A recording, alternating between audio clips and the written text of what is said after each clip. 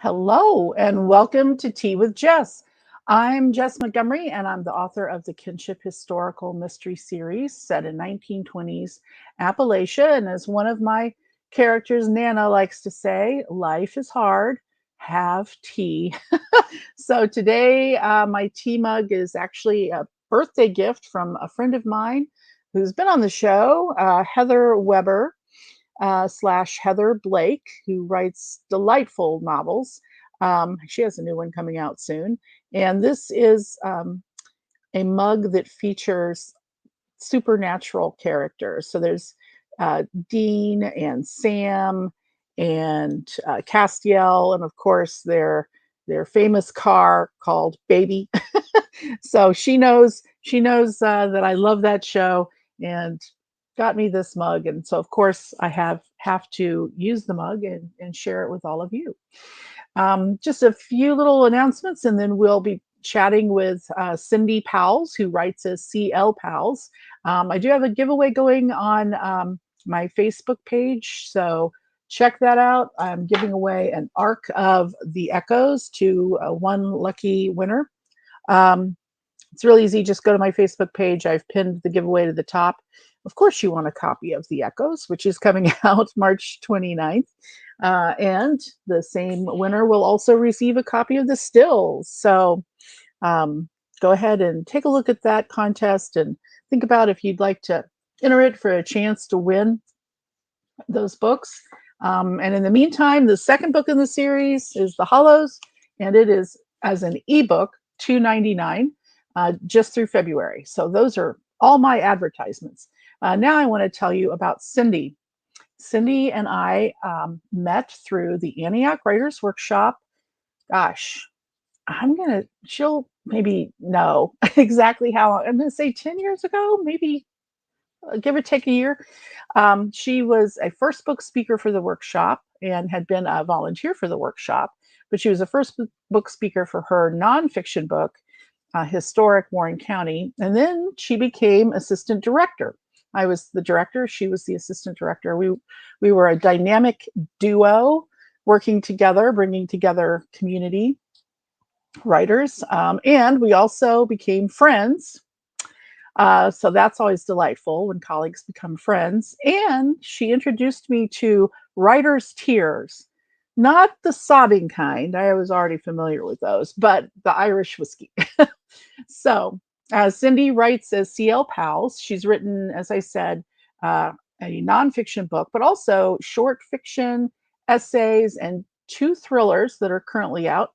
One's called 40 and Out, and the other one's called Burned Bridges. And they feature a detective named Veronica Jadzinski, who goes by Jads. But her newest book comes out next month. I believe it releases March 15th as an ebook, and she'll tell us more about that. And it's called Unwelcome Ties. And it's a prequel to those two novels. It concerns a variety of other characters, but also introduces us to Jads. And as Cindy likes to say, she pulled a Star Wars. So we're going to find out more about that. And I'm bringing Cindy on right now. Hello and welcome. Hi, welcome. Hi. I have, oh, goodness, I left my voice somewhere else. I have to put a plug in before we go any further. I stole that Star Wars line from TJ Turner. Okay. Another writer So that people should get to know, TJ Turner. You pulled a Star Wars, as TJ Turner says. there you go. That's great. I did not realize that. Yeah, that's awesome. I haven't chatted with him in a while. I need to. Tell us about your mug first. Read us your mug. This was a gift as well. I'm going the wrong way. It says coffee is not my cup of tea, and yes, this is tea. I never learned to drink coffee, even in the darkest hours of midnight shift on the dispatch desk. I tried once, and it just wasn't going to do it. So Right. there's my caffeine for the day.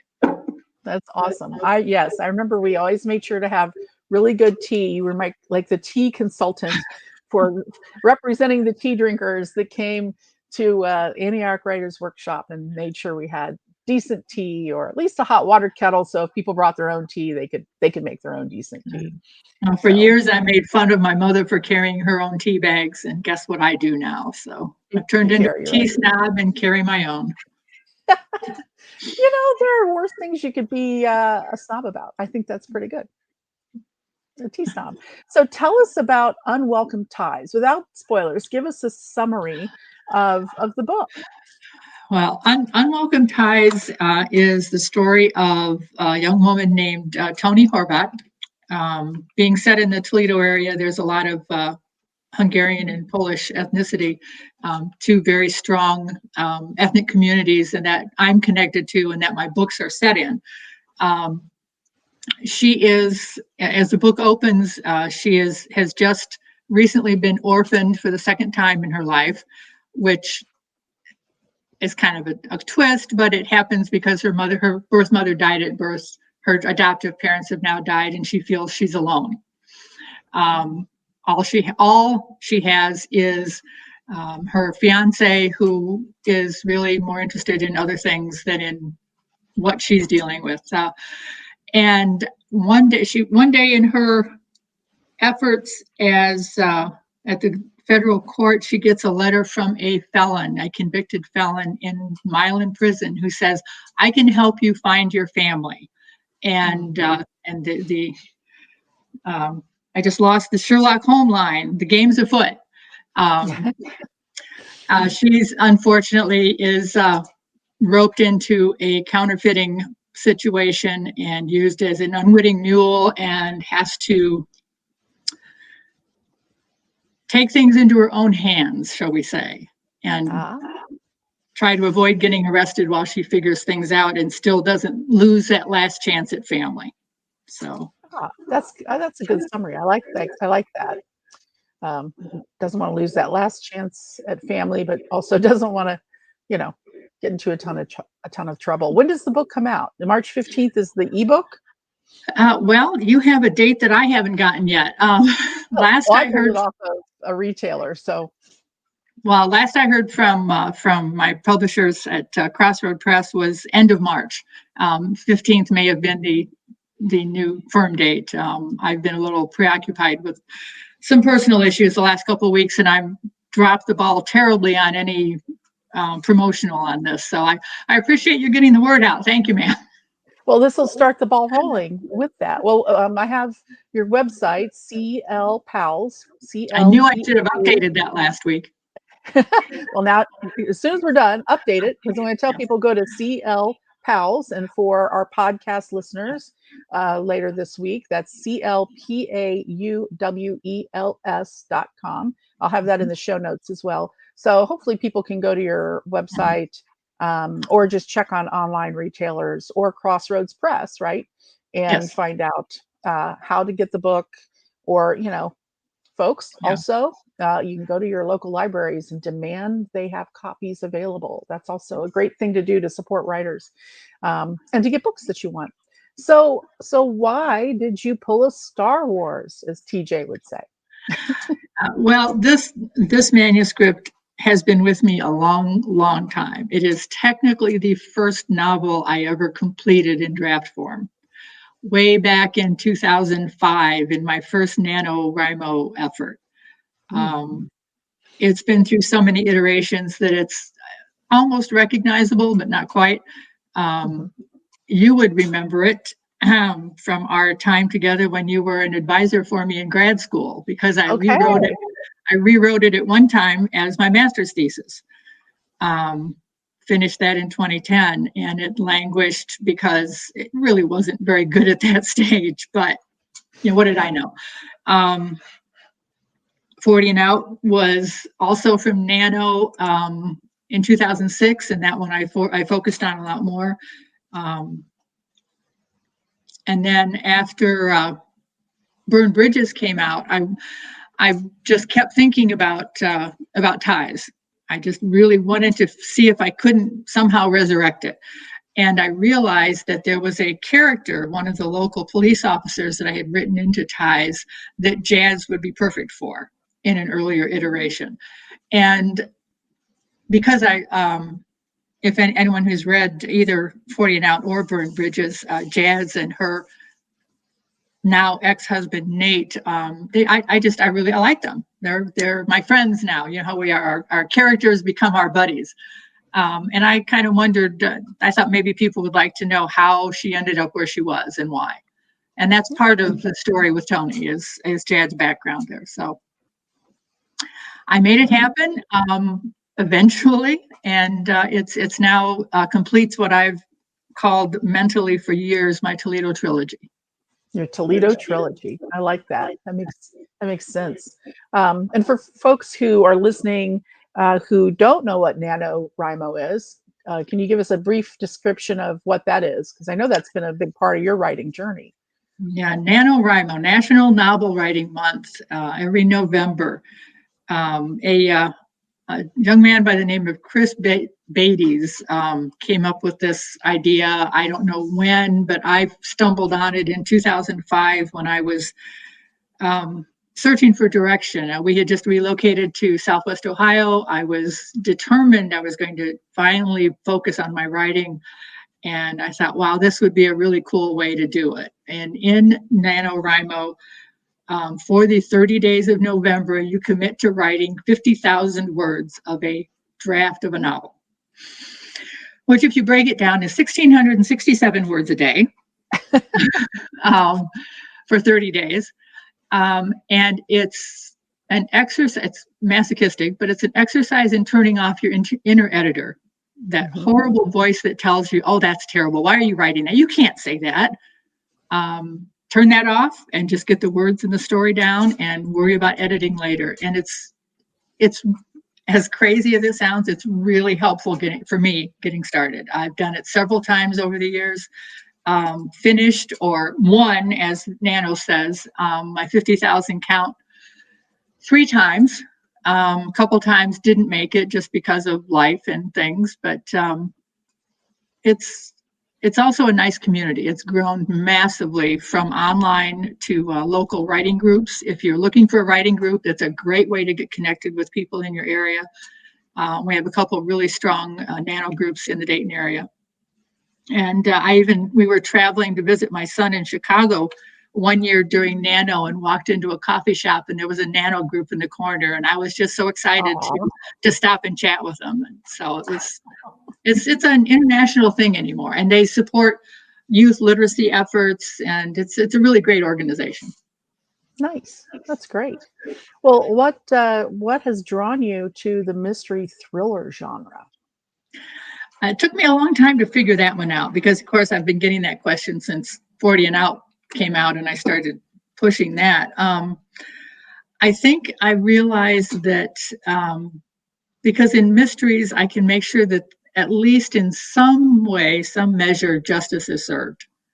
The bad guy gets his comeuppance to some extent, and things are righted, because so often in our world that just doesn't happen, and we're so out of control that putting these stories down and making sure that things are righted to some extent takes care of that a little bit, just a little bit. Just a little bit, at least in our hearts and imaginations. That makes sense. Yeah, that's part of what draws me as well. The puzzle aspect plus the justice aspect plus, a crime that shakes up a family or a community kind of sheds light on bigger issues sometimes in the community. So all those are wonderful aspects of reading and writing mysteries and thrillers. So I mentioned at the top that you introduced me to Writer's Tears, the Irish. I have a bottle in the kitchen. Ooh, why aren't we recording this at your house? I drank all of my Writer's Tears. And it's a delightful whiskey, and we've shared it every now and then. But metaphorically speaking, sometimes we have Writer's Tears. You said Nano is a big part of your journey. And of course, I know you did your master's at Antioch University, and that was a part of your journey. You're big on the writing community, a big supporter in the writing community. So kind of what keeps you going? What keeps you avoiding writers' tears to them? Well, unfortunately, it was Antioch Writers Workshop, and Oh, as we both know, that has gone by the wayside, unfortunately. And mhm. I've floundered quite a bit since then because that was my Oh, writing, my local writing community, my connections. Of course, it didn't help that COVID ended up at the end of not too far after that, and that's right. everything's upside down. But yeah, that was those were my people. I found my first real writers group from them in 2010, and this that's what I didn't say. This mug is a gift from Lori. Lori Oh, Fedor Lopez, who was a dear friend and writing partner who left us far too soon, 3 years ago now. But yeah, the Writers Workshop was a tremendous opportunity for me in those years, and I wouldn't be here now with anything published if it weren't for them and for you. oh, All things said, well, you got me through a lot of bumps in the years, ma'am. So well, happy to do so. And I think that's a big, it is kind of upside down now. I think we're all feeling that a bit because, yeah, the Antioch Writers Workshop was a big part of both our lives and a big part of many writers' lives, and created a lot of ongoing relationships. So absolutely. I like to think, that the events themselves, the organization itself, wrapped up at least in the iteration that we were involved in. Who knows? Maybe it'll come back in some other form under other people's guidance. Mm, But the relationships that were created, many of them, not just mm, ours, but many other relationships, continue on.